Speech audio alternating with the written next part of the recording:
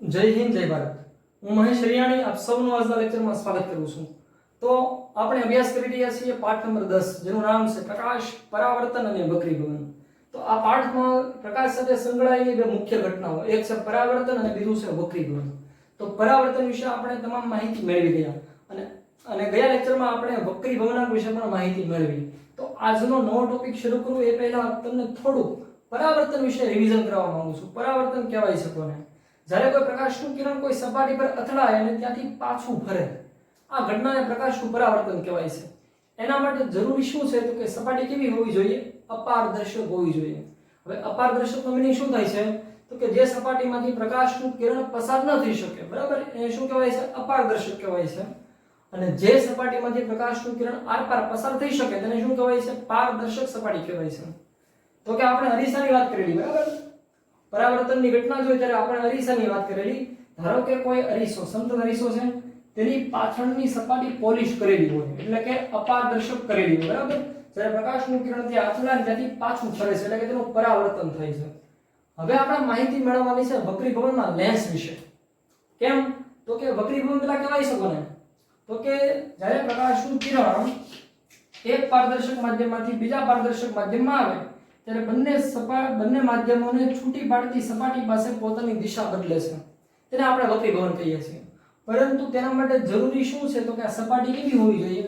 પારદર્શક હોવી જોઈએ, બરાબર. તો આપણે આજે વાત કરવાની છે લેન્સ વિશે. શું તમે ક્યારે ચશ્માનો લેન્સ અથવા તો બિલોરી કાચની તમે અડેલા છો? શું એની બંને સપાટીઓ વળેલી છે કે સમતલ છે?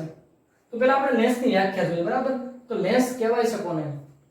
જેની એક અથવા તો બંને સપાટીઓ વક્રાકાર હોય તેવા પારદર્શક માધ્યમને લેન્સ કહેવાય છે. જેની એક અથવા બંને સપાટીઓ, એવું જરૂરી નથી કે બંને સપાટીઓ જ હોય, જેની એક અથવા તો બંને સપાટીઓ વક્રાકાર હોય તેવા પારદર્શક માધ્યમને લેન્સ કહેવાય છે. તો લેન્સની વ્યાખ્યા લખું છું, બરાબર, લખી લેજો, અહીંયા નોટ કરી લેજો લેન્સની વ્યાખ્યા. જેની એક અથવા બંને સપાટીઓ વક્રાકાર હોય તેવા પારદર્શક માધ્યમને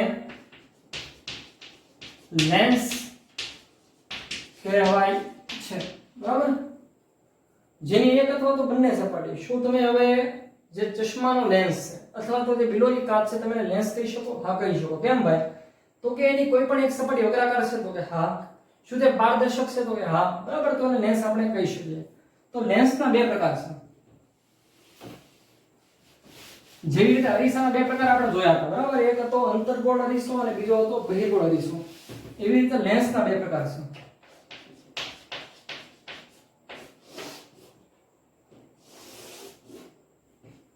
એક છે બહિર્ગોળ લેન્સ અને બીજો છે અંતર્ગોળ લેન્સ.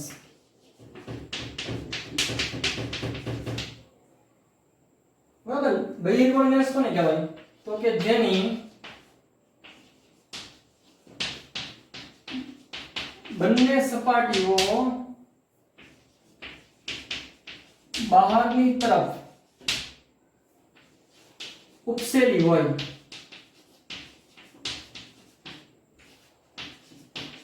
તેને દ્વિબહિર્ગોળ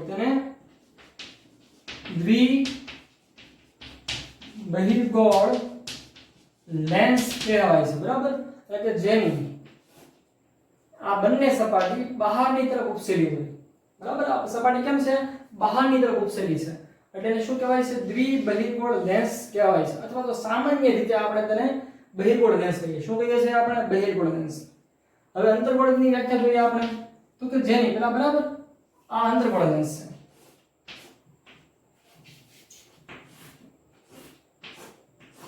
તો કે જે લેન્સની બંને સપાટીઓ અંદરની તરફ વળેલી હોય તેને શું કહેવાય છે? અંતર્ગોળ લેન્સ કહેવાય છે. જે લેન્સની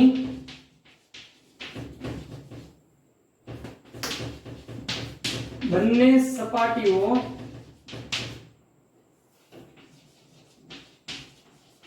અંદરની તરફ વળેલી હોય તેને શું કહેવાય છે? દ્વિઅંતરગોળ. શું કહેવાય છે? દ્વિઅંતરગોળ લેન્સ, અથવા તો એને સામાન્ય રીતે આપણે શું કહીએ છીએ? અંતર્ગોળ લેન્સ કહીએ છીએ, બરાબર? તો કે લેન્સની વ્યાખ્યા થઈ ગઈ. હવે જો તમે આ બહિર્ગોળ લેન્સ છે ને એ મધ્યમાંથી જાડો હોય છે અને કિનારીમાંથી કેવો હોય છે? પાતળો હોય છે. તો લખી શકો તમે અહીંયા કે મધ્યમાં જાડો હોય છે અને કિનારીએથી પાતળો હોય છે, બરાબર? તો કે હવે વ્યાખ્યા લખી શકો તમે અંતર્ગોળની, બરાબર? વ્યાખ્યા જોઈએ આપણે હવે. અંતર્ગોળ લેન્સ હોય છે તે મધ્યમાંથી પાતળો હોય છે અને કિનારીએથી કેવો હોય છે? જાડો હોય છે.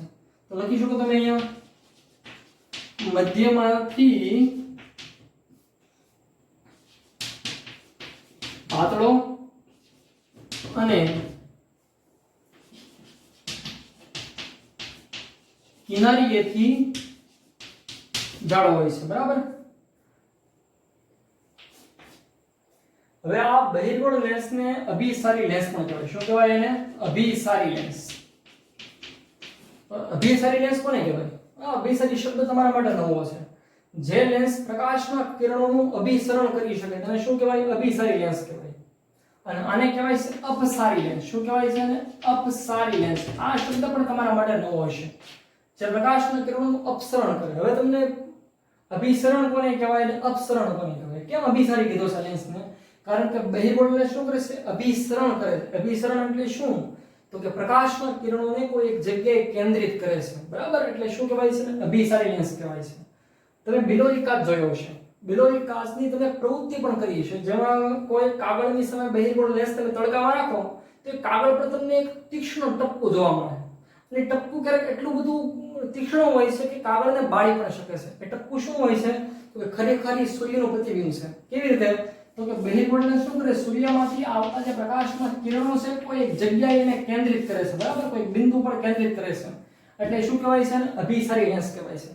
જ્યારે અંતર્ગોળ લેન્સ શું કરે છે? અપસારી લેન્સ કહેવાય છે. કેમ? તો કે આનાથી ઉલટું. તે શું કરે છે? પ્રકાશના કિરણોનું અપસરણ કરે. અપસરણ મીન્સ એને છૂટા પાડે, બરાબર? જેમ કે ત્યાં પ્રકાશના કિરણો આવે તો શું કરે છે? તેને છૂટા પાડે છે, બરાબર? એટલે શું કહેવાય છે? એને અપસારી લેન્સ કહેવાય છે. તો આપણે બે લેન્સ જોઈએ, બરાબર? એક બહિર્ગોળ લેન્સ અને એક અંતર્ગોળ લેન્સ. કોને કહેવાય છે બહિર્ગોળ? જેની બંને સપાટીઓ ઉપસેલી હોય. અંતર્ગોળ કોને કહેવાય? જેની બંને સપાટીઓ અંદરની તરફ વળેલી હોય. અને બહિર્ગોળ લેન્સ મધ્યમાંથી જાડો છે, કિનારીએથી કેવો છે? પાતળો છે. જ્યારે અંતર્ગોળ લેન્સ મધ્યમાંથી પાતળો છે, કિનારીએથી કેવો છે? જાડો છે. બહિર્ગોળ લેન્સને અભિસારી લેન્સ પણ કહેવાય છે અને અંતર્ગોળ લેન્સને અપસારી લેન્સ પણ કહેવાય છે. તો આપણે આજે લેન્સની વાત કરી, બરાબર? હવે આપણે જોવાના છે લેન્સને સંબંધિત પદો. જેમ આપણે અરીસાને સંબંધિત પદો જોયા હતા, જેમાં ધ્રુવપી, વક્રતા કેન્દ્ર, મુખ્ય કેન્દ્ર, કેન્દ્ર લંબાઈ, એવી રીતે આપણે લેન્સમાં પણ પદો જોવાના છે, બરાબર? તો હવે આપણે જોવાના છે લેન્સ સંબંધિત પદો, જેમાં બે અત્યારે જોઈ લઈએ, બરાબર? પ્રકાશીય કેન્દ્ર અને વક્રતા કેન્દ્ર. તો કે પ્રકાશીય કેન્દ્ર કોને કહેવાય? લેન્સનું પ્રકાશીય કેન્દ્ર. તો કે આ લેન્સ, બરાબર? આ બંને લેન્સ દોરી દઈએ આપણે અહીંયા. તો કે લેન્સના કેન્દ્ર બિંદુને, તો લેન્સના મધ્ય બિંદુને, બરાબર? લેન્સના કેન્દ્ર બિંદુને શું કહેવાય છે? પ્રકાશીય કેન્દ્ર O, જેને O વડે દર્શાવે. કેમ O વડે? કારણ કે ઇંગ્લિશમાં કહેવાય છે ઓપ્ટિકલ સેન્ટર, બરાબર? એને O વડે દર્શાવાય છે. તો વ્યાખ્યા લખેલી છે તમારે અહીંયા પ્રકાશીય કેન્દ્રની, બરાબર? લેન્સના કેન્દ્ર બિંદુને પ્રકાશીય કેન્દ્ર O કહેવાય છે. બીજી એક વ્યાખ્યા છે વક્રતા કેન્દ્ર, બરાબર? અરીસામાં આપણે વ્યાખ્યા જોઈ ગયા વક્રતા કેન્દ્રની. યાદ કરો વ્યાખ્યા. શું કહેવાય? અરીસાની વ્યાખ્યા યાદ કરો તો તમને આની વ્યાખ્યા પણ આવડી જશે. તો કે ધારો કે આ લેન્સ, બરાબર?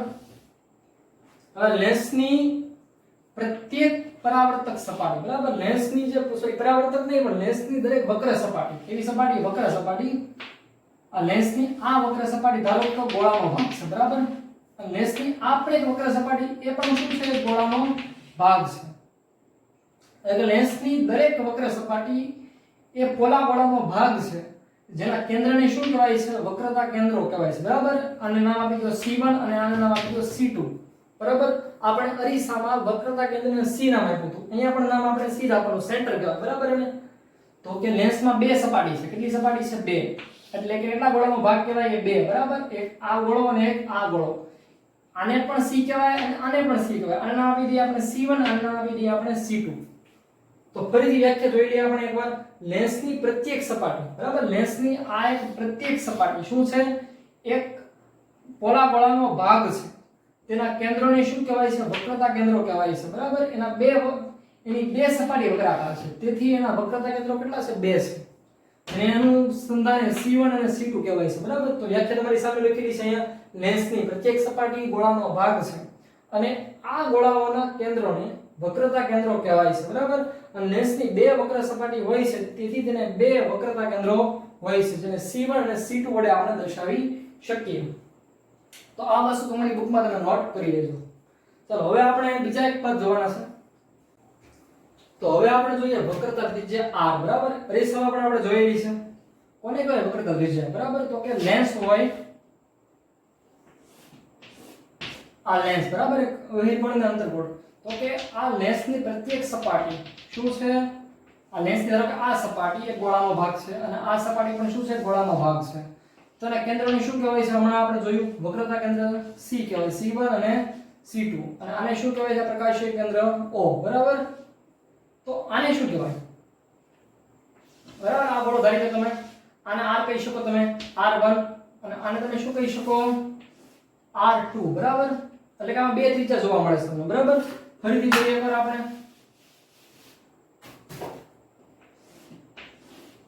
બરાબર. આ લેન્સ, બરાબર, એની એક વક્ર સપાટી છે, તે ગોળાનો ભાગ છે, બરાબર. એક તો આ એક ગોળો, બરાબર. આને ભૂલી જાવ ભાઈ તમારે, બરાબર. એક ગોળો છે તો તેના કેન્દ્રને C કહેવાય, બરાબર. તો કે આ અંતરને શું કહેવાય?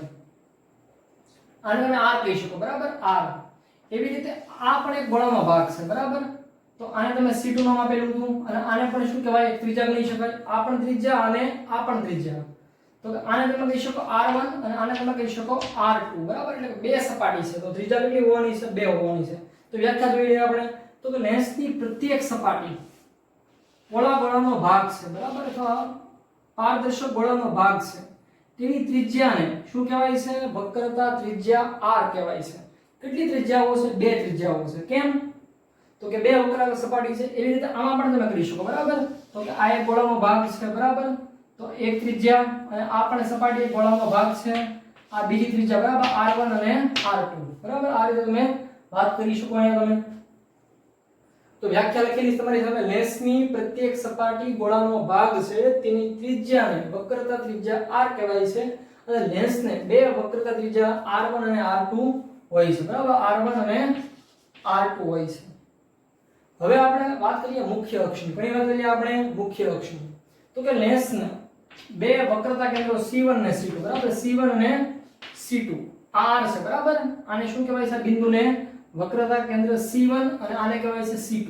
આને પણ C1 અને C2.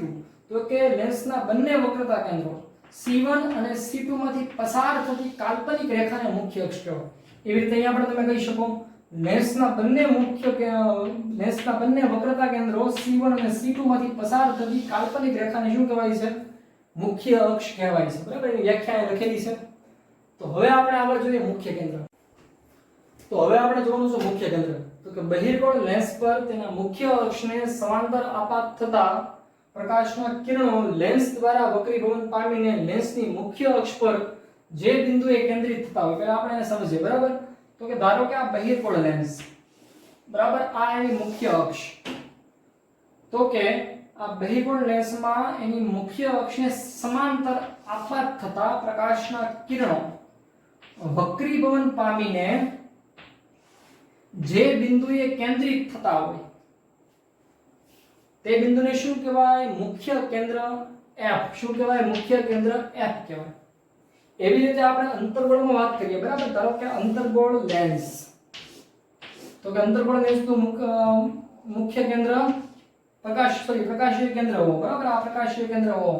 આની મુખ્ય અક્ષ. તો કે અંતર્ગોળ લેન્સમાં મુખ્ય અક્ષને સમાંતર આપાત થતા પ્રકાશના કિરણો પરાવર્તન પામીને, બરાબર, વક્રીભવન પામીને. ફરીથી બોલું છું. અંતર્ગોળ લેન્સમાં મુખ્ય અક્ષને સમાંતર કિરણો છે ને, સમાંતર આપાત થતા કિરણો વક્રીભવન પામીને જે બિંદુએથી વિકેન્દ્રિત થતા હોય, બરાબર, જે બિંદુએથી વિકેન્દ્રિત થતા હોય તેવો ભાસ થાય. ટૂંકમાં આ કિરણો ફેલાય છે આમ, પરંતુ આપણે પાછળ લંબાવવાના છે કોઈ બિંદુએ, બરાબર. તે બિંદુને શું કહેવાય છે? મુખ્ય કેન્દ્ર F કહેવાય છે. એટલે આપણે બહિર્ગોળમાં અને આમાં શું થાય છે? કેન્દ્રિત થાય છે. આમાં ખરેખર કેન્દ્રિત થતા નથી, આમાં વિકેન્દ્રિત થતો હોય તેવો ભાસ થાય છે. તો આપણે બંને માટે વ્યાખ્યા લઈ લઈએ, ભેગી વ્યાખ્યા લઈએ બંને માટે, બરાબર. બંને માટે અલગ અલગ વ્યાખ્યા આપી મેં, બંનેની વ્યાખ્યાને ભેગી કરી દઈએ આપણે. તો કે બહિર્ગોળ લેન્સમાં મુખ્ય અક્ષને સમાંતર આપાત થતા પ્રકાશના કિરણો વક્રીભવન પામીને જે બિંદુએ કેન્દ્રિત થાય અથવા અંતર્ગોળ લેન્સના કિસ્સામાં જે બિંદુએથી વિકેન્દ્રિત થતા હોય તેવો ભાસ થાય તે બિંદુને શું કહેવાય? મુખ્ય કેન્દ્ર F કહેવાય છે, બરાબર. તમારી વ્યાખ્યા તમારી સામે લખેલી છે. આ વ્યાખ્યા જોઈ લો આપણે. બહિર્ગોળ લેન્સ પર, બરાબર, તેના મુખ્ય અક્ષને સમાંતર આપાત થતા, તેની મુખ્ય અક્ષને સમાંતર આપાત થતા પ્રકાશના કિરણો લેન્સ દ્વારા વક્રીભવન પામીને લેન્સની મુખ્ય અક્ષ પર જે બિંદુએ કેન્દ્રિત થાય અથવા તો અંતર્ગોળ લેન્સના કિસ્સામાં જે બિંદુએથી વિકેન્દ્રિત થતા હોય તેવો ભાસ થાય તે બિંદુને શું કહેવાય છે? મુખ્ય કેન્દ્ર F કહેવાય છે, બરાબર. તો આપણને ખબર પડે છે કે બહિર્ગોળ લેન્સ હોય છે તેનું મુખ્ય કેન્દ્ર જમણી બાજુ હોય છે, અંતર્ગોળ લેન્સનું મુખ્ય કેન્દ્ર ડાબી બાજુ હોય છે. આ વસ્તુ તમે યાદ રાખજો. તો હવે આપણે જોઈએ છેલ્લું પદ, બરાબર, કેન્દ્ર લંબાઈ. આપણે જોવાનું છે કેન્દ્ર લંબાઈ. તો આપણે વાત કરી મુખ્ય કેન્દ્રની, બરાબર. તો કે એક વસ્તુ તમને કહેતા ભૂલે ગયેલી, તો લેન્સનું જે મુખ્ય કેન્દ્ર છે એની બે વક્ર સપાટી, બરાબર. એક આ વક્ર સપાટી હોય, એટલે આ વક્ર સપાટી, બરાબર. આને તમે આવો કહી શકો, આને તમે C1 અને આને તમે કહી દો C2, બરાબર. તો કે લેન્સના છે બે મુખ્ય કેન્દ્રો છે, F1 અને F2, બરાબર. એવી રીતે આમાં પણ શું હોય છે? F1 અને F2 બે વક્ર સપાટી હોવાથી બે મુખ્ય કેન્દ્રો હોય છે. તો આપણે ગઈ વ્યાખ્યા, બરાબર, જેમાં આપણે વાત કરી મુખ્ય કેન્દ્ર F ની. તો કે આ બહિર્ગોળ લેન્સ, આ એનું પ્રકાશીય કેન્દ્ર O, આ અંતર્ગોળ લેન્સ, આ પ્રકાશીય કેન્દ્ર O, આ તેની મુખ્ય અક્ષ, બરાબર. ચાલો, આ એનું મુખ્ય કેન્દ્ર F, આ એનું મુખ્ય કેન્દ્ર F2, બરાબર. એવી રીતે F1 અને F2. તો કેન્દ્ર લંબાઈ કહેવાય કોને? તો કે પ્રકાશીય કેન્દ્ર O અને મુખ્ય કેન્દ્ર F વચ્ચેના અંતરને શું કહેવાય છે? કેન્દ્ર લંબાઈ F કહેવાય છે. તો કે કેટલી કેન્દ્ર લંબાઈ હોય? બે કેન્દ્ર લંબાઈ હોય, એક આ જગ્યાએ અને આ જગ્યાએ. કેમ? બે વક્ર સપાટી હોવાથી એની બે કેન્દ્ર લંબાઈ હોય, બરાબર. અને F1 નામ આપી દો અને આને નામ આપી દઈએ આપણે F2, બરાબર. આને પણ કેન્દ્ર લંબાઈ કહેવાય, આને પણ કેન્દ્ર લંબાઈ કહેવાય. એવી રીતે આમાં પણ લાગુ પાડી શકો તમે. પ્રકાશીય કેન્દ્ર O થી મુખ્ય કેન્દ્ર F સુધીનું જે અંતર છે તેને શું કહેવાય છે? કેન્દ્ર લંબાઈ F કહેવાય છે. અને F1 કહી દઈએ આપણે, અને આપણે આને કહી દઈએ F2, બરાબર. તો આપણે આજે જોયું ગોળીય અરીસા સંબંધિત પદો, જે ખૂબ મહત્વના છે, બરાબર. તો જેટલું ભણાવેલું છે એ પાછળનો કોન્સેપ્ટ તમે ક્લિયર કરજો, બરાબર. ઓકે, અસ્તુ. જય હિન્દ, જય ભારત.